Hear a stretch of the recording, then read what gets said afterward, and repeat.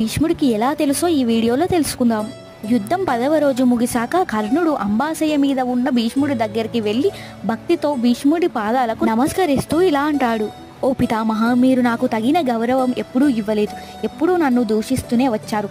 అయినప్పటికీ మీరంటే నాకు ఎంతో గౌరవం ఉంది అంటాడు. అది విన్న భీష్ముడు, నాకు నీ మీద ఎలాంటి కోపం లేదు పుత్ర. కానీ నీ అండ చూసుకొని దుర్యోధనుడు పాండవుల పట్ల ఎంతో అన్యాయం చేశాడు. ఎప్పటికైనా వారి మధ్య ఇలాంటి యుద్ధం జరుగుతుందని భావించి నిన్ను మందలించానే కానీ నిన్ను అవమానించడం నా ఉద్దేశం కాదు అంటూ ఓ కుంతి పుత్ర అని పలుకుతాడు. అది విన్న కర్ణుడు ఆశ్చర్యపోతాడు. అవును పుత్ర, నువ్వు కుంతిపుత్రుడవని నేను నారదుడి ద్వారా తెలుసుకున్నాను. నువ్వు ఇప్పటికైనా పాండవుల పక్షాన యుద్ధం చేసి ధర్మం వైపు నిలబడు అంటాడు. దానికి కర్ణుడు, నేను పాండవుల వైపు ఉండడం అసాధ్యం. నాపై ఎంతో విశ్వాసం ఉంచిన దుర్యోధనుడు వైపు ఉండి యుద్ధం చేయడమే న్యాయం అంటాడు. ఇచ్చిన మాట ప్రకారం భీష్ముడి తర్వాత కౌరవుల సైన్యాధ్యక్షుడిగా యుద్ధం చేస్తాడు కర్ణుడు.